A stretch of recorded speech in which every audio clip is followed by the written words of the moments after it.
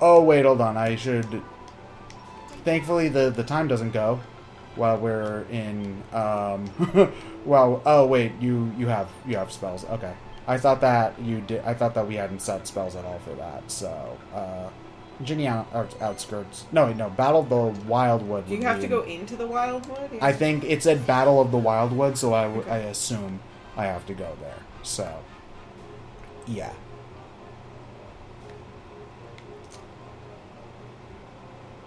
I love loading screens. They're the best. Helix, why does nobody want to come with me? Why do I have to be alone? I don't know what they're doing back there. They're Qatherine, I think they're probably just hanging around. Well, why can't they help me? The quest master said you had to go it alone, Qatherine. But you're still here, Helix. I mean, I'm glad. Yeah. Oh, yeah. See? Oh, wait, no. Yeah, see, we had to go to the Battle of the Wildwood in order to do it. So, okay. Yeah. Grinding the mission. Fantastic. Okay.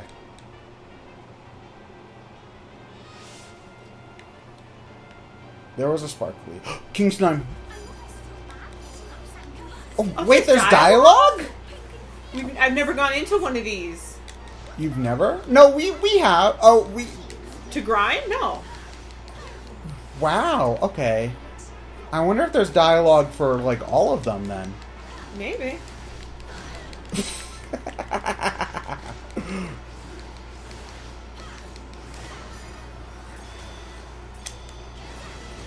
I should probably spam Kazap, because that's probably gonna do the most damage to these. These enemies, at the very least, are pretty low leveled. It's so. Whatever we found when we were here. I also probably should not be wasting time on King Slimes, but they also heal, and I already started, and they also go gloop when you hit them. Like, in their face it goes in, and that's fantastic. So, I want to beat this one, but then I'm gonna... The fastest way to do this is to focus on small enemies, because it just says beat 250 monsters, not like beat 250 monsters of X strength, you know, so... There we go. His crown fell on his face.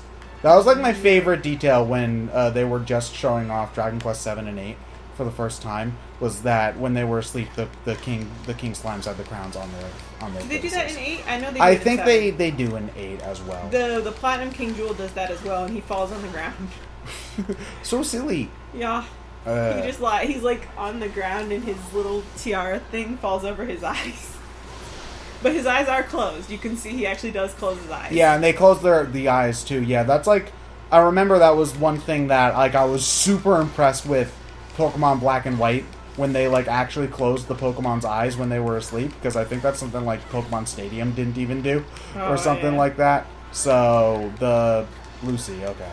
So no, wait, no, Pokemon Stadium did that, but all the other earlier games didn't. So yeah, but Qatherine, you could use regular buff since you're alone, and it would save you some MP. I don't know that spell. But it's the easier version. I just skipped over it. Kuro learns buff at like level 3 and learns K-buff at like level 18. Well, I guess things are different here in the Seven Realms. What an interesting world Kuro must come from. Ooh, a Ring of Immunity. Cool. Come on. There we go. Where did you go to check? It was Misc View Quests, yes. Right? 37, okay. Thankfully, we've got plenty of time, so we should be alright, but I doubt this is going to be super exciting, so we might be doing speed up at the moment. Okay. Unless we're talking about something. Yeah. The monsters are all very spread out, I noticed as well.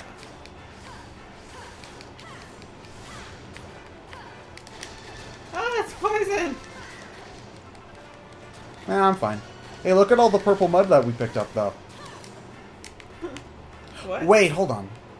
Does that take us to the teleporters? I think it does. Let's see if there's any more enemies over there. Yes. Like, if they're... Oh, actually, this is probably a better... Yes, here we go. Because they're more concentrated here, which makes it easier to take them out. It's weird, the enemies... Do the enemies always not show up on the zoomed out map? Big ones did. No, they did. Yeah, I don't know what's up with this area. Because, like, you would get the bunch of dots, remember? Yeah, that's what I thought. Okay, now it's being better. Yeah, because it's the zoomed-in map. You can dance if you want to. You can leave your friends behind. She's tension. This is the first time probably showing off this version of Giga Slash, though, at the very least. Giga Dash. Whatever. Hey, Dragon Quest VIII Hero, you couldn't do that ability unless you had swords equipped, huh? So that means that Heroes 2 is better than... What? No, he can use Giga Slash with swords, he can use Giga Gash with anything. Oh, okay. I thought he had to have swords equipped for Giga Gash as well. No, because he does it with his bare hands. Okay. To get Giga Gash, though, you have to max both Courage and Swords. Yeah. Though. So I think you get Giga Slash for the first one. That's correct. Whatever one that happens to be. And then you get Giga Gash once you get both. That's correct. Yeah. At least that's how it was in the 3DS version. I don't know how they do it in the... From what I recall from reading about it, it was the same. Yeah. See, I'm actually really glad we went this way because there's a lot more monsters in small enclosed areas over here. I love the Magus and Sorcerer enemies. Like, they're just such a... They're such so a doofy great looking. Design, yeah. And I love how they all wear Hargon's little, like, logo thing that he designed. Even though Hargon has been out of business for 20-something years, but whatever. You know, it's a good design, you know? Yeah. It's like how people wear, like, t-shirts from, like, concerts they went to 20 years ago. Oh, like, I'm wearing a Bon Jovi concert okay. t-shirt right now, actually. Yeah, like... 2013, probably. Okay, actually. but, like, you know, but I've seen people wearing t-shirts from, like, bands that, like, don't tour anymore. Like, it's like that. They're oh, like, man, I got this when Van Halen was touring back in 1987. Like, you don't understand unless you were there, man. Even though that shirt is probably, like, so old that you could... It's probably older than some things in actual museums, but whatever. Yeah. That's like my mom's New York City Marathon t-shirt. I think it's from... Oh, God. Shout out to my mother, who will be upset that I'm saying anything that could reveal her age. It's definitely before I was born. I feel like it was 87, but I might be wrong. But that shirt is like... I've seen tissues that are thicker than that shirt. The material is so worn out. Oh, I think while I'm tiny, I was also immune to dance as well, because I didn't dance. Makes sense. Because you're immune to Oh, are you dance. saying small people can't dance, Catherine? Is there a, you must be this tall to enter the ballet studio, where you go do your ballet? No. There should be. That's mean. Yeah. Oh, this is where we fought the Hackosaurus and Carver and Terry. Yeah.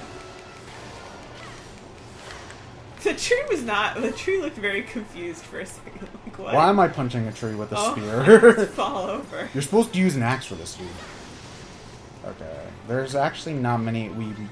I hate that we can't see all the enemies when zoomed out, because it'd be great to be able to see, like, where the groups of enemies are. That's actually what I tend to do in Hyrule Warriors missions, where it's like, beat X number of monsters.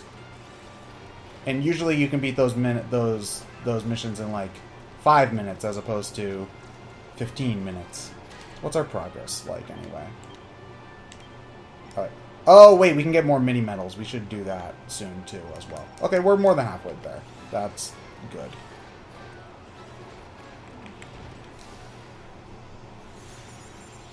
There were 2 portals, so let's go to the far one and check that one out, too. Okay. I'm gonna laugh if you fail. Why do you have no faith in me? Why can't you be a positive support for my life? One shadow. The ultimate Dragon Quest monster. This is who he is. Okay. I'm not wasting my time on you. Yeah, these certain rooms in these teleport mazes had a lot of monsters in them. Hit the muddy hand, maybe you'll summon like 8 more. Do they have... Oh, yeah. I don't remember them doing that in the... No, they're too weak. Oh. Yeah, Yeah, his death animation was weird. He just kind of like stood there. He was just like, oh, okay, bye. He should have waved. Bye. Bye. They're the worst enemies.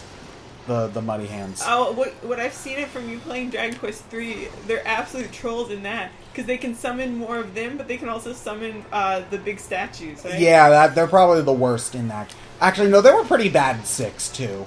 Where they did a lot of damage, especially if you went down that one well in Lower World... Oh, what's the name of the town? Somnia. Lower World Somnia. Oh, that well is a trap! If you go in that well early and...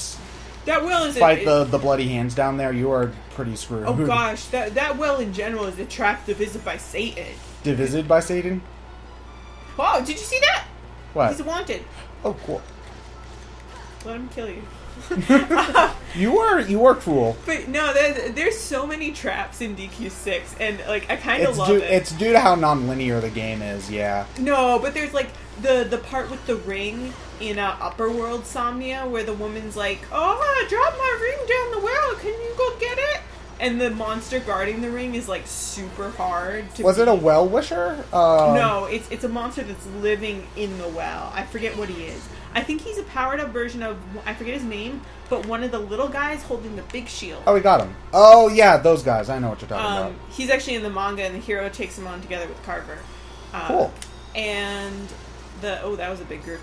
Yeah, there's a bunch of traps in DQ6, because there's the Unexpected in Murdoch's Keep. Oh, the one that's gonna kill you more. Oh, a chest. That is Was this a hidden chest? Ah! Oh, you jerk. You jerk. Helix! Helix! He's not doing very much damage, at least. Are you just gonna leave him? Yes. He'll take too long to kill him. We're out of time. We gotta go. Okay. Gotta go. Where's Helix? Is Helix not here? We have to go it alone. I guess so. Yeah, there's a lot of traps in DQ6, but I don't know, I actually kind of like... I don't know, there's something kind of charming about it, because everyone remembers it. Like everyone remembers how annoying certain enemies are in DQ6. Yeah, DQ6 is an interesting game. I don't know if I want to replay it anytime soon. For, it does somewhat hurt it. Like, I was more inclined, for example, to play through DQ 5 again because, I can choose a different life this time. Or if you play DQ3 again, you can, like, try a different party combination. You can sort of mess with skills, I suppose, with classes in 6, which I suppose adds some of that replay value, but, he's just gonna sit there. Yeah, okay, you get to be left alone, Mr. Cannibox-chan.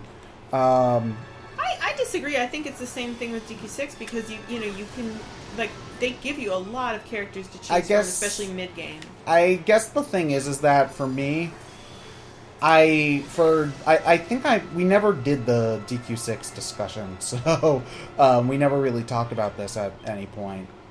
Okay, we're doing okay.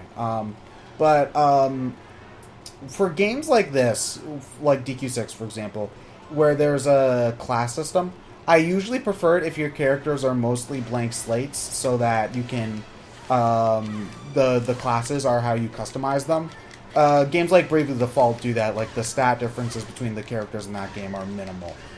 In Dragon Quest 3, the characters are all based on like their stats are based on their class rather than the specific character. I think in Final Fantasy V it's mostly the same, although I'm not super familiar with that game. In FF3, I know they're all the same. In FF3, they're all the same. At least more so in the NES version. I think by the time you get to mid game, it doesn't really matter. But I believe one of them starts with a little bit more strength than the Knight guy. I don't remember. Probably the girl starts with less. Strength. Yeah, the Knight guy I think starts with more strength or something. I don't really remember. But in DQ6, there's very little reason to, when you're starting, make Carver a mage, for instance. You're going to make him a martial artist or a warrior because he's the strong, big guy with lots of HP and strength. And now, later in the game, when you have a more fleshed out party, some equipment, or you're like grinding, like you can have him be a mage and you can make it work because you have other characters to support him. But generally speaking, like it doesn't make a lot of sense when you're playing on a casual level and you don't know the systems as well. It doesn't make sense to make Carver a mage because he's obviously not going to be as good at it as Ashlyn or Nevin are. So that's kind of why I prefer it when my characters are a little bit more feel a little bit more customizable in those kinds of games. Granted, that's just a personal taste kind of thing. Like, I'm sure that there are plenty of people who like it when, like, okay, yeah, I like that I'm incentivized to make Carver a fighter first because it teaches me how everything works or whatnot, and that's fine. That's just how I personally feel about the game.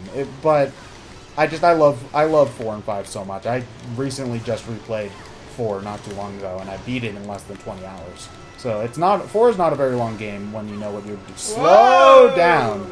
Yeah. Oh, Wanted Imp. Oh, hold on. We need to get that Wanted Imp. You are going down.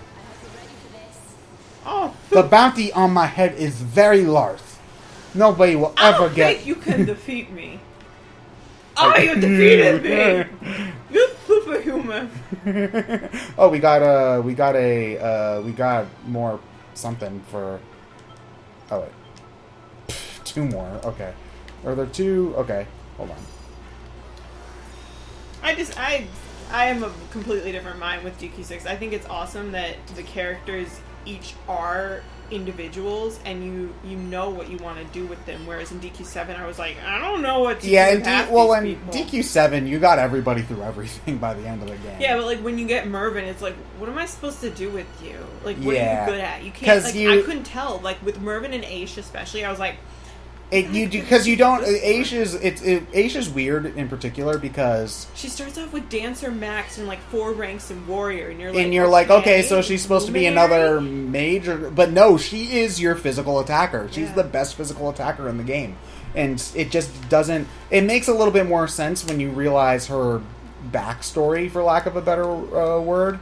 Her 30 seconds of backstory before she joins the party, shuts her mouth, and says nothing interesting for the rest of the game. The 30 seconds of backstory, which is only available to you through a optional post-game tablet that doesn't even get you anything interesting. Well, no, there's the backstory you get when you first meet her. Why are you going here? So that I can change the... Were you going to change the go to the complete the quest thing? Oh, yeah, sorry. I guess it doesn't really matter when we do it, but we can do it now. I was going to change the thing to Warrior for you to do yours. But yeah, it's when you figure out what her family ties... Oh, I'm in the accept. Okay. Sorry, wrong. Oh, we cut that close. You cut that close. It's Ted and Qatherine plays.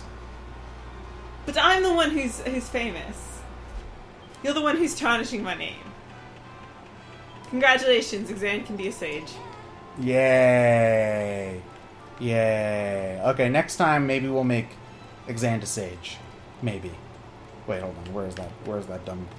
Exand, do you think you're smart enough to become a sage? Yes! Alright! Man, you're even dumber than I thought. Talk to him. I don't remember what he says. Oh! What? Cutscene. I was trying to, sign out and stuff. Yeah! Yeah, all the smiling faces, all... Why would he put everyone in danger like that? Because he's evil. Well, that's what we're gonna find out. Yeah. What was the point of this cutscene? Alright, good night, everybody. You better get us apology chocolate.